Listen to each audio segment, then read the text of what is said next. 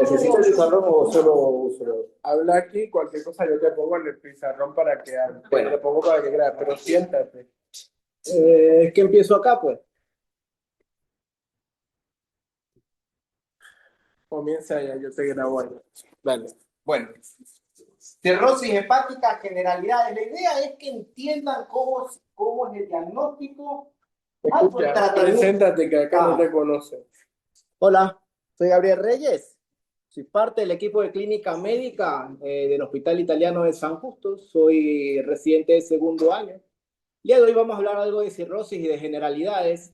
La idea es que esta hora se entienda cómo es que funciona la cirrosis y entendiendo sobre todo algo a lo que yo denomino la pirámide del cirrótico o del hepatópata crónico, uno permita hacer tanto el diagnóstico como el tratamiento y la prevención. Sobre todo entenderlo, cómo es el cirrótico, porque años atrás se tenía la idea de que el cirrótico era algo que era sí y no. Chao. Era sí y no, o es o no es cirrótico. Ahora es algo dinámico, algo que depende en qué estadio está. Uno puede mencionar las manifestaciones clínicas, en qué etapa lo voy a captar, cómo está su nivel de fibrosis hepática, a la par voy viendo la etiología, cómo está el nivel de la hipertensión portal, cuál es el pronóstico, y depende de esos casos, o depende de esos niveles, yo puedo decir, este es el tratamiento. Esa es más o menos la idea. 5 cosas que uno tiene que tener en cuenta de un cirrótico. Uno, ¿qué es y qué no es? La cirrosis es el cambio del parénquima hepático hacia no fibrosis, ¿no? Pasa de ser una parte, un tejido muy blando, muy suave, a ponerse duro. Entonces siempre le digo a los pacientes que tienen la idea de que están haciendo cirrosis, que es como cuando uno cocina el hígado. El hígado cuando está sano es blando, suave, ¿no? Y cuando está sin cocinar, y cuando está cocinado se vuelve duro, rígido. Es similar, la idea es similar, una forma de explicar. Eso es la cirrosis, que lo vamos a explicar más adelante. ¿Qué no es? La cirrosis no es hepatitis aguda, no es hepatitis crónica. La cirrosis no es enfermedad metabólica o alcohólica, al menos no en etapa inicial. Eso no es la cirrosis, ¿no? La cirrosis no es el hepatocarcinoma, no, es el final de aquello, para que lo tengan en cuenta. Hay que tener en cuenta cuál es la etiología, la causa, porque de la etiología yo puedo partir parte o puedo hacer algo del tratamiento, la etiología, ¿no? Yo tengo que saber cómo son las manifestaciones clínicas. Vamos, ¿Qué pasa? acércate acá y hazlo todo desde acá desde el teclado. No escribas en el tablero. Y vas hablando. No es lo mismo. Porque no te escuchan. Bueno, Pero sé que tienes todo. Ponlo aquí. bueno. Entonces, bueno, las diapositivas están hechas a partir de dos principales papers que encontré. Uno es la actualización de la revista Medicine, que es la revista española. Los españoles son bastante buenos en la cuestión gastroenterológica y hepatología. Este paper es del 2000, hay dos, hay uno del 2000 y uno del 2024, el cual hablan en completo cómo es el manejo del cirrótico en la atención primaria y del clínico, no tanto del patólogo. Este segundo paper es sacado de la New England Journal of Medicine, fue publicado hace más o menos, creo que 14 días, 15 días, de cómo ahora se está tomando la fibrosis hepática, cómo uno tiene que llegar a eso, ¿no? Es un paper muy bonito, compara cómo tiene que ser el estudio del paciente de forma invasiva y no invasiva. Habla, por ejemplo, de el APRI, la cuestión de los kilopascales para hacer la elastografía o de resonancias también, o habla también de hacer biopsia o no hacer biopsia. Es un paper muy bonito, compara cómo es la sensibilidad y la especificidad del uno y el otro. Bueno, ¿qué es la cirrosis hepática? Como les decía, un proceso inflamatorio crónico del hígado en que la arquitectura normal del parénquima hepático cambia progresivamente a nódulos de regeneración hepatocitaria y fibrosis difusa. O sea, ese tejido que es muy suave, muy blando, se vuelve duro, como que se apelotona, ¿no? y depende de la interacción de la velocidad de esta enfermedad, va a llevar a la hipertensión portal. Y es esta hipertensión portal, que más adelante veremos, que dice si es clínicamente significativa o no, lo que va a dar principalmente las manifestaciones clínicas, la citis, las varices esofágicas, y cuando se rompen, la hemorragia digestiva alta, el mal manejo, ¿no?, de la cuestión hemodinámica portal, la acumulación de las toxinas y llevan a encefalopatía hepática, etc. El problema es que años atrás, mucho tiempo atrás, cuando había el paciente cirrótico, uno llegaba algo lejos. En la etapa clínica del diagnóstico, la cirrosis, uno generalmente lo llevaba acá, cuando estaba algo compensado o descompensado, y ya llegábamos tarde, ¿no? Se planteaba que la biopsia hepática podría ser una de las formas de adelantar algo, encontrarlo en la etapa inflamatoria. Lo que hablaba Kevin el otro día, ¿no? El hígado inflamado, lo que hablábamos los otros días, las otras clases, ¿no? La enfermedad hepática gasa no alcohólica, como se mencionaba anteriormente, o ahora el MASL, ¿no? MASL del D, ¿no? Entonces, ahora estamos llegando a esta etapa, ¿no? Y la idea es, con estos papers que estaban saliendo ahora, que hablamos, es tratar de llegar a algo antes todavía, tratar de llevarlo cuando el hígado todavía esté sano, ¿no? No encontrarlo con el hábito cirrótico de Shoftek. La idea es tratar de buscarlo antes, prevenirlo. La etiología, pues múltiples etiologías, van desde las infecciosas, las tóxicas, metabólicas, autoinmunes, biliares, vasculares. Es muy variada la etiología, ¿no? Las hepatitis que conocimos, las tóxicas como el alcohol o fármacos, la enfermedad hepática grasa no alcohólica o lo que hablamos del MASLD, la hemocromatosis, enfermedad de Wilson, enfermedades por depósito, la fibrosis quística, múltiples causas metabólicas de depósitos genéticas, las autoinmunitarias, hepatitis autoinmunes, las colangitis. Siempre no me olvido de la relación entre la enfermedad, por ejemplo, inflamatoria intestinal y que lleva a las colangitis, ¿no? Y podría llevar a la cirrosis. Las biliares, atresia biliares, estenosis biliar, el síndrome de Buchiari, la trombosis suprahepáticas, entre otras, ¿no? Y la criptogénica, la que no sabemos efectivamente, después de haber estudiado todo, tratar de buscar la causa, el porqué de la etiología, de por qué se ha enfermado este paciente. De la cirrosis hay que tener en cuenta la primera etapa, que es de la pirámide. Es como una pirámide, ¿no? En el primer escalón uno tiene que tener algo que se denomina el estadio. En el estadio uno tiene el paciente que está compensado y descompensado. ¿Por qué? Es una de las partes más importantes, porque de esa parte, de la etapa que le encontremos, si es compensado o descompensado, yo veo la supervivencia. Se dice que cuando pasa de un estado al otro, comienza a disminuir la supervivencia entre el 10, 12%, comienza a complicarse la situación. La etapa compensada y descompensada, como para adelantarles algo, me abre las aguas, es la hipertensión portal. Si está por encima, o si está por debajo de 10 milímetros de mercurio o por encima de 12. Eso me está hablando de hipertensión portal clínicamente significativa, ¿no? Y eso me permite saber las complicaciones, que es la descompensada, la citis, la hemorragia, la encefalopatía, o cuando está compensada, que es asintomático leve, no siente nada el paciente. Por ahí va por la vida como que sin nada, ¿no? Se habla que el paciente compensado, si está compensado o esta cuestión de la hipertensión portal, si la tiene, hay compromiso, disminuye la supervivencia a 40%. Cuando está compensado, perdón, la complicación es menor al 10%, perdón. Y cuando está descompensado, aumenta al 40%. Entonces, este paso de descompensado a descompensado incide en la supervivencia. El reporte del 2020 generó 2.4% de muertes mundiales, tercera causa de muerte entre los pacientes de 45 a 60 años.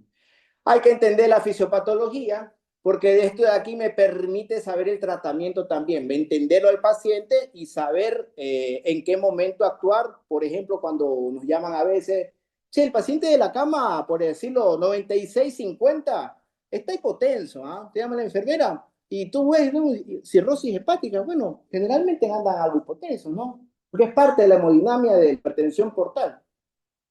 Entenderlo, si uno entiende por qué, cómo es la fisiopatología, uno puede actuar. Esta alteración funcional o estructural que aumenta la resistencia hepática, que es la hipertensión portal, genera vasodilatación esplácnica y sistémica, genera esta hipotensión arterial o hipovolemia efectiva. Esto va a activar los sistemas vasoactivos, noradrenalina, antidiurética, angiotensina 2 y va a llevar a otras alteraciones funcionales. También me va a llevar a hipervolemia por retención de agua y sodio, ¿no? Eso va a aumentar el incremento o va a aumentar el flujo portal y va a generar todas las manifestaciones de la hipertensión portal, cabeza de medusa, la circulación colateral, ascitis, varices esofágicas, ¿no? Va a alterar las colaterales portosistémicas. La otra forma de verlo es de esta manera, la cirrosis hepática, ¿no? Esa resistencia al flujo portal o al aumento del flujo portal, aumento de la presión portal, aumenta el gradiente de las venas suprahepáticas, lleva a la hipertensión portal. Desarrollo de vasos colaterales portosistémicos, dilatación de estos preexistentes y va a alterar la circulación, va a haber circulación hiperdinámica, lo que lleva a hiperesplanismo, esplenomegalia, las varices esofágicas, gastropatía congestiva, varices rectales, ascitis, saben tener hemorroides, la encefalopatía. Entonces, más o menos, en resumen, la fisiopatología de hipertensión portal. Ahora se habla de Gaby, que para entender... ¿Qué pasó? Gaby, ¿me escucha? ¿Sí? Retrocédete un par de diapos, porfa. ¿Claro? ¿Ahí? Atrás, Bueno. atrás. Ahí, perfecto. Ahora se está hablando mucho de, esta parte está perfecta, pero hay un grupo de pacientes que son cirróticos y que tienen hipertensión portal, pero están compensados. No sé si eso lo pudiste ver ahora que estabas revisando el tema. Claro, eso se iba a explicar en la pirámide, que iba a explicar en la, en la pirámide de la pizarra el Sí, estadio, ¿no? Que pueden tener perfecto, hasta 10 dale. milímetros de mercurio, tienen algo de hipertensión portal, pero están compensados. Exacto. Ajá. Eso háblalo más adelante. Está perfecto. Eso iba a explicar en la pizarrita, pero bueno. Dale, dale, está Eh, perfecto. entonces, bueno, actualmente se habla, bueno, en el pasado se mencionaba de que el cirrótico, como le mencionaba, es o no es. Actualmente se habla de que hay dos cuestiones, o se menciona de que hay la alteración hemodinámica, lo sencillo, ¿no? La fisiopatología, aumenta la presión portal, eso aumenta la presión hidrostática, va a salir fuga o va a haber fuga de líquido, ascitis, circulación colateral, ¿no? La parte hemodinámica. Ahora se habla de inflamación sistémica, de dos datos, el PAMP y el DAMP, los patrones moleculares asociados a patógenos, que en realidad serían bacterias que hacen algo de translocación, y los patrones moleculares asociados a daño hepático, que son datos o cuestiones proinflamatorias, ¿no? Y eso va a ir en el tiempo aumentando y va a comenzar a generar las descompensaciones, ¿no? Aquí se ve la carrera, la vida del hepatópata, cómo va avanzando en el tiempo. Cuando pasa la cirrosis descompensada, hipertensión portal, ascitis, comienza a tener estas alteraciones o estas hospitalizaciones o estas descompensaciones, ¿no? Y va a ir progresando continuamente, ¿no? Y ese grado de inflamación inicialmente poquito, luego va a ser de bajo grado, luego de alto grado. Eso es como se está hablando actualmente de la teoría inflamatoria hepática. Los DAMP y los PAMP no solamente se evidencian en patologías como la cirrosis. En todas las respuestas inflamatorias sistémicas se pueden presentar. Por ejemplo, cuando ustedes están escuchando o hablando de la sepsis, también los mencionan, pero exactamente el mismo efecto como tal. Es una respuesta inflamatoria que en este caso lo que hace es que se perpetúa y genera un daño crónico. Esta es una forma de verlo también, cómo es dinámico y cómo está concatenado una con otra causa, tanto de la histología, la clínica, la estadificación, la hemodinámica, la circulación sistémica, la inflamación sistémica, la relación histológica. Y aquí faltan otros apartados que quería explicar, que era el pronóstico, el tratamiento, porque no es lo mismo encontrar un paciente que esté compensado, que aún tenga reversibilidad, a que pase una etapa de cirrosis descompensada, que ya esté con hemorragia digestiva alta, con ascites o con varias complicaciones, ¿no? No es lo mismo encontrarlo que esté en una etapa hemodinámica, de que tenga poca hipertensión portal o muy bajita, ¿no? O ya tenga hipertensión portal clínicamente significativa, mayor a 12 milímetros de mercurio, que es que está descompensado, ¿no? No es lo mismo Y esto permite saber en qué parte estoy. Se habla de esto, sobre todo acá. Bueno, la flechita debería ser un poquito más acá, sería toda esta parte. Este sería el punto de quiebre, 10 a 12 milímetros de mercurio de hipertensión portal clínicamente significativa. Parte de la pirámide, como les mencionaba, que estaba compensado y descompensado. Me olvidaba de mencionarles, ahora también se habla de recompensaciones. ¿Cómo así? El paciente cirrótico, pero que fue trasplantado, ya no sería tan cirrótico. O el paciente cirrótico que se hizo TIPS, o sea, se hizo el cateterismo transyugular y llegó para abrir la hipertensión portal. Ahora se habla de ese nuevo tipo de pacientes. Se habla también del paciente que es cirrótico, pero que cumplió con abstinencia completa mucho tiempo. ¿Sigue siendo cirrótico o no? Ahora se habla de esos nuevos temas que están ahí en el tintero de discutir. Ese es el estadio de estadificación. Manifestaciones clínicas que lo vamos a ver. Más adelante también veremos esto de la fibrosis, que son los scores para ver qué tan fibrótico está el hígado. Lo conversamos con Kevin en algún momento, ¿no? El ELF, el APRI, el FIC4, que se usan en la atención primaria, que este es muy sencillo, AST, ALT, plaquetas y edad, y según eso tú ves el score de fibrosis, ¿no? 1.5, si mal no recuerdo, 2.6 de corte más o menos. ¿Sí? Mayor de 65. Uno me acuerdo los valores. Bueno, pero ahí están los scores para tener en cuenta. Y este es otro que se usa, el ELF, pero este es un poco más complejo de usar porque usa otros marcadores un poco más complejos de realizar. Ácido hialurónico, inhibidor del del tejido de metaloproteinasa, el propéptido N-terminal de tipo 3 procolágeno, que se están haciendo en clínicas de manejo hepático, ¿no? Acá parece que todavía no se lo está usando del todo. Nosotros usamos el APRI, quizás, el FIP4, que es más sencillo, ¿no? No invasivo. Eso es lo que habla este paper de cómo hacerlo. Y es que aquí están los cortes, ¿no? El FIP4, los puntos de corte, 1.3 menor, 2.67 cuando comienza ya a haber algo de inflamación. El ELF, los puntos de corte también, los kilos pascales para las tomografías vibratorias, ¿no? Para ver qué tanto en la cuestión más imagenológica, ver el grado de fibrosis, y correlacionados con los test, con la biopsia hepática y con el diagnóstico clínico. Ya les mencionaba, ¿no? Que la idea es ir más atrás todavía. Manifestaciones clínicas, nunca me olvido del hábito cirrótico Shostak. El profesor decía de que uno tiene que saber las 10 cosas. El problema es que actualmente cuando uno lo encuentra al paciente en ese estado es que ya se ha llegado tarde. Si uno lo encuentra con pérdida de cola de las cejas, arañas vasculares, hipertrofia parotidia, el encuentro con pérdida de vello axilar, eritema palmar, atrofia de la región tenar, ginecomastia, ascitis, inversión del vello púbico, atrofia testicular, cambios tróficos de coloración de la piel, circulación colateral, probablemente ya llegó algo tarde, ¿no? La idea es adelantarse a eso, ¿no? Mencionan, bueno, la ictericia o el tinte subictérico, el ítero palmar, las uñas de las atropatías, la ginecomastia, parte de la semiología de lo que encontramos o los estigmas del hepatopata crónico.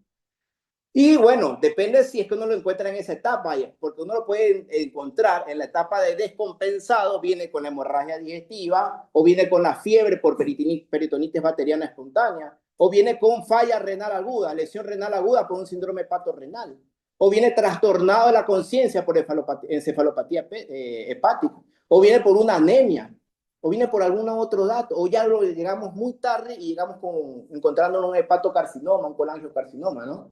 Depende en qué estadio encontremos el paciente, vamos a ver las manifestaciones clínicas. El hábito cirrótico Shostak, como les mencionaba, ¿no? Muy llamativo el cuadrito, ¿no? Así, circulación colateral, todas las cuestiones que hemos encontrado, la encefalopatía hepática, hipertrofia parotídea, Gaby, perdón, ginecomastia. te corta con cachito. ¿Qué pasó?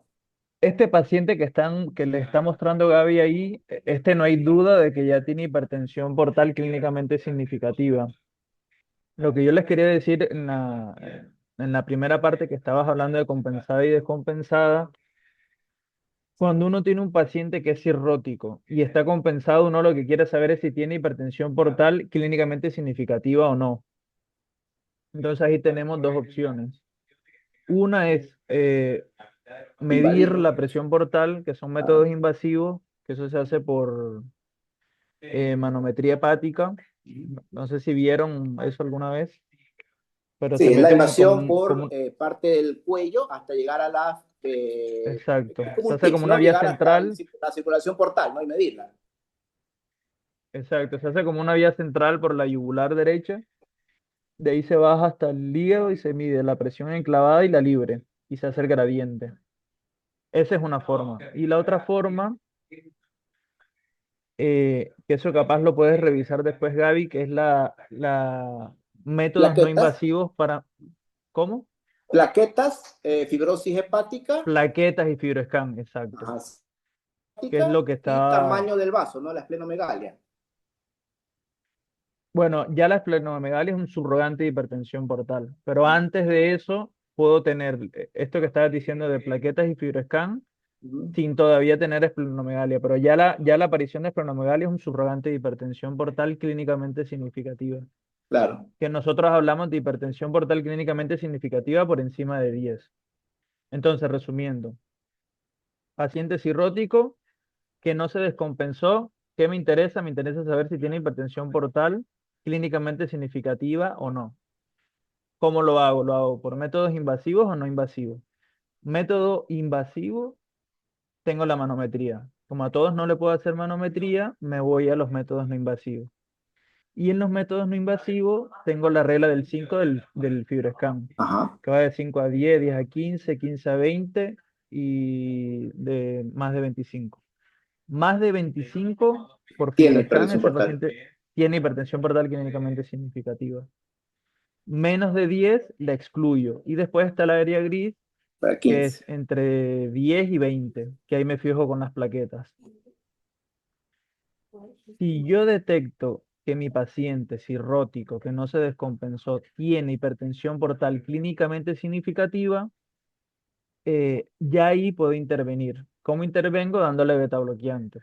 El de elección es el carvedilol. Si yo identifico que mi paciente no tiene hipertensión portal clínicamente significativa, ya sea porque lo medió, porque el FibroScan le dio bajito, menos de 10, ahí lo que me voy a enfocar es en tratar la etiología de la cirrosis. Ejemplo, si tiene hepatitis autoinmune, le doy sus inmunosupresores. Si es una hepatitis viral, los antivirales. Si es por mast D, controlar los factores de riesgo metabólico. Si es por alcohol, cortar el consumo de alcohol. Y ahí evito que el paciente progrese. Ya una vez me paro en el paciente que tiene hipertensión portal clínicamente significativa, lo que no quiero es que se me descompense. Y para evitar eso, hago el tratamiento etiológico, pero ya desde ahí puedo empezar a darle tratamiento con carvedilol. Y la otra forma invasiva que no les dije, que se usa para ver si el paciente tiene hipertensión portal clínicamente significativa o no, es la endoscopía digestiva alta. Antes, hasta hace no hace mucho, todos los pacientes cirróticos se hacían una endoscopía para hacerle screening de varices, que esa historia capaz que ustedes no la vieran, yo no lo alcancé a ver tampoco, pero antes se hacía eso. Eh, pero ahora con la aparición del FibroScan y esta medida no invasiva que se ha hecho con plaquetas y FibroScan, cada vez se hace menos este screening de endoscopía digestiva alta a ver si el paciente tiene hipertensión portal o no. No sé si se entendió, ¿tienen alguna duda de esto? No, bien. Gracias, Pepe. A eso iba, ¿no? Las manifestaciones clínicas, contractura Dupuytren, eritema palmar, telangiectasia y esa circulación colateral. No me queda claro si es cabeza de medusa o cava inferior, pero bueno, la idea es verlo, ¿no? Tenerlo presente. Estos pacientes ya están un poquito ya avanzados, ¿no? Y depende del estadio, que ahí viene lo que conversamos, ¿no? Que la subdivisión 0, el estadio 1, subdivisión 0, compensada, sin hipertensión clínicamente significativa, 1 compensada, pero con algo de hipertensión, riesgo, beta bloqueadores. La 2 compensada con varices, riesgo de sangre abrazal a los 5 años, riesgo de muerte 10%. Se busca evitar que se descompense y se establece el uso de beta bloqueadores, incluso en varices pequeñas. Están las varices, ¿no? Generalmente lo que busca el gastroenterólogo. Y para profundizar eso, que lo veremos más adelante, cómo se hace la colocación de bandas elásticas para de estas varices, ¿no? Que están muy grandes, aquí el paciente se roto. Ahí lo que ven, por ejemplo, el lado de esa varice, como que tú tenemos un reloj, lo marcan a las 3 Se a las escucha mal 3, el que por está ejemplo, hablando. el endoscopio. Marquito, acércate. Repito, ¿Cómo está, Marquito? que les explicaba que cuando entran con el endoscopio, o sea, marcan las varices según un reloj, y por ejemplo a las 3 tienen una varice que después obviamente va a explicar Gabo el tema del banding y todo, pero es importante marcarla y cuando salen ustedes, fijarse dónde empieza, dónde va, si tiene algún signo de sangrado activo, y luego, bueno, proceden al banding en sí, que es como encerrar a toda esta varice que tiene. La idea es tratar de no llegar a ese punto, ¿no? La idea es ubicar al paciente antes que llegue a esto. Peor si hemos llegado en plena hemorragia digestiva alta, pues ya se ha llegado a algo tarde. Estadio 3, mortalidad 18-20%, resangrado 19%, 50% de descompensación. Estadio 4, descompensación de hemorragia por hipertensión, diferente a la hemorragia por hipertensión portal, por ejemplo, la citis, 36% a los 12 años, encefalopatía, ictericia. 5, sangrado por varices sumado a citis, mortalidad al 5 a los 5 años 88%, fase terminal en estadio 6, asitis refractarias, infecciones, encefalopatía, ictericia persistente, fallo renal circulatorio, ¿no? La estrategia diagnóstica es buscar, ¿no?, estos indicativos de enfermedad hepática, los factores de riesgo, ¿no?, desde el consumo de alcohol, relaciones sexuales sin protección, algún dato nuevo de alguna enfermedad, el consumo de el síndrome metabólico, por ejemplo, la mala dieta, factores de riesgo que pueden llevar a enfermedad hepática. O, por ejemplo, también puede ir al otro lado tóxico, ¿no?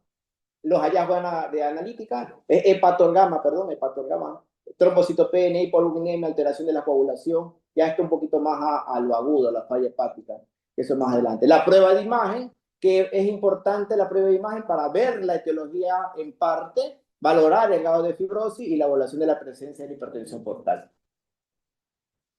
En este paper encontraba o comparaba, ¿no?, los dos estudios, en la cuestión no invasiva versus, la cuestión analítica versus la imagenológica, ¿no? Cómo se usan en cuidados primarios o en clínicas hepáticas, o en clínicas hepáticas ya cuando se usan la resonancia, la elastografía, ¿no?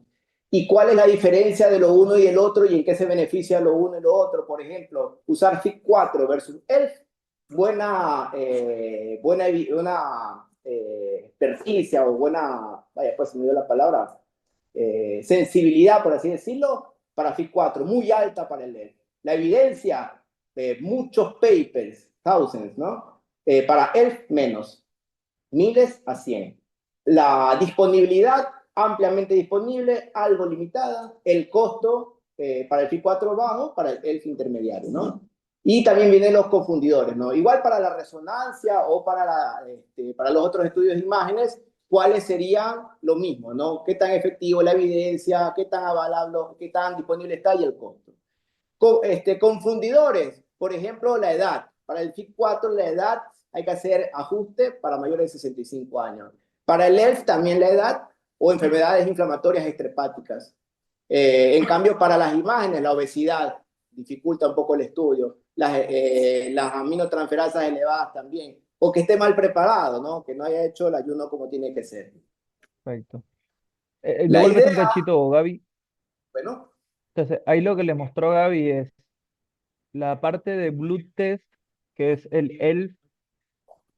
Ahí lo que miden son marcadores moleculares de fibrosis. En Argentina se hace en Buenos Aires, acá en el hospital se hace un tiempo, pero no es algo que se hace de rutina. Entonces esos son estudios de laboratorio. Y después está el FIB4, que es un score, que es facilito de hacer, que mide edad, plaquetas y transaminasa. Y el FIB4 es el que en general usamos en los pacientes que tienen más el D. Después van a haber otros scores, pero el que más usamos nosotros es el FIB4, sobre todo en los pacientes con más el D, y el punto de corte es 1,3. Entonces esos son ambos métodos, tanto esto que tiene Blood Test y elastografía, son métodos no invasivos.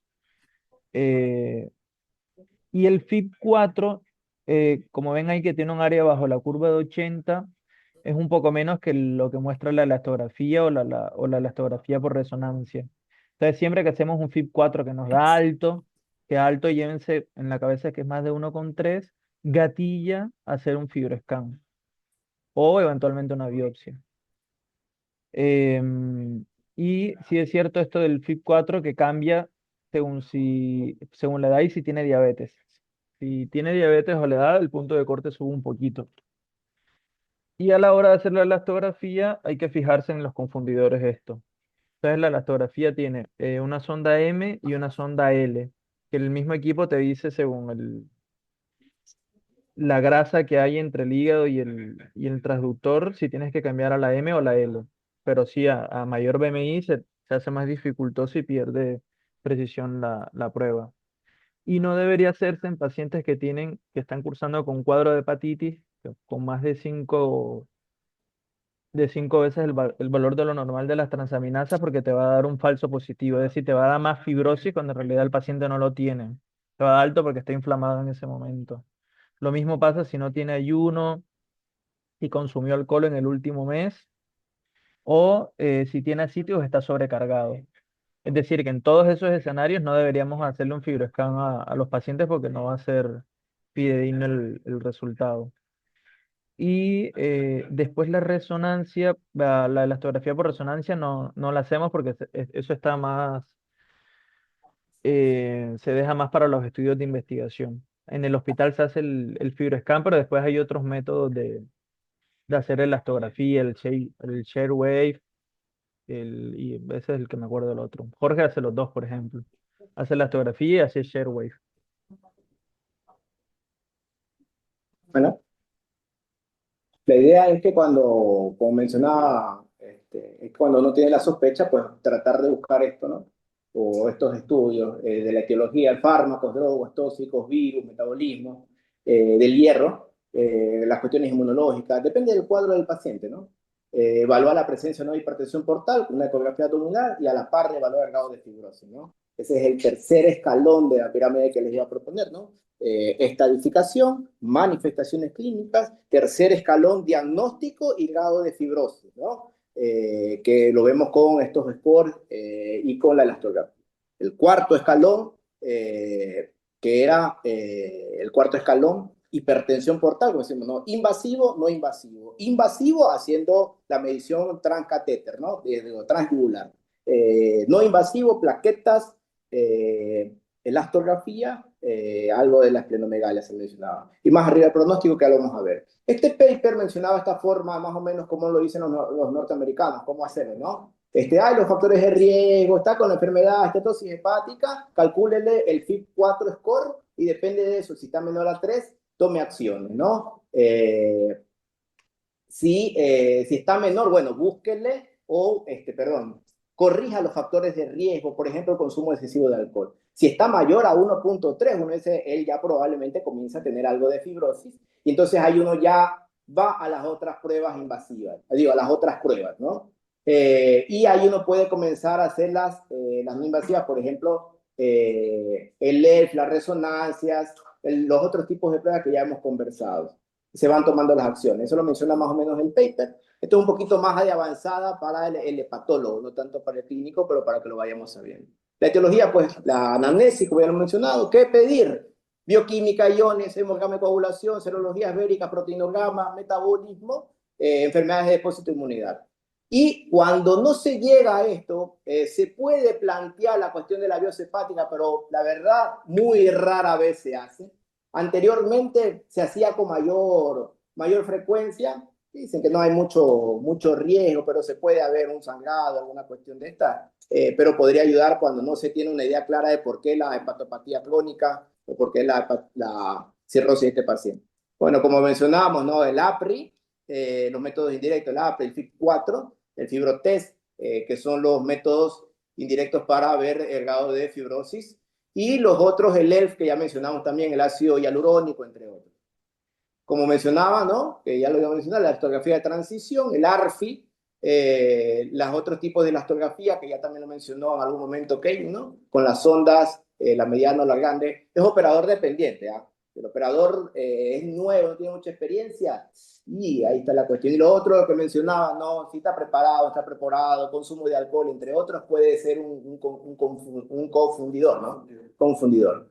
El consenso de Bavena 4 introdujo el carácter dinámico de la cirrosis. Este es el consenso de la hepatopatía crónica de la cirrosis para ver esto de la hipertensión portal, lo que mencionamos, la regla de los 5, 10, 15, 20, 25, ya sabemos que hasta 10 uno dice, bueno, se puede descartar hipertensión portal. Mayor a 20, 25, uno dice, y lo más probable es que tenga. Y está esa parte gris, entre 10 a 20, 10 a 15, es sugestivo y entonces ahí uno va con las plaquetas. Y esto es lo que mencionaba, ¿no? Entre 15 y 20, ahí te menciona más o menos cuál es la probabilidad, ¿no? Por ejemplo, si tiene entre 20 a 25 con menos de 15.000 plaquetas, la probabilidad de hipertensión portal clínicamente significativa mayor del 60%. Hay que buscar los otros signos de hipertensión portal. La prueba de imagen, porque ya hemos hablado, la ecografía Doppler, la tomografía computarizada, la resonancia magnética, a más de ver lo de el hígado, cómo está, si está con bordes nodulares, está heterogéneo el parénquima, si hay atrofia del lóbulo hepático derecho, hipertrofia al izquierdo, te puede medir si se hace Doppler, algo del flujo de la colaterales portosistémicas, también te puede ver la citis y puede valorar si es que hay algún dato adicional. Por eso es importante lo del estudio de imagen.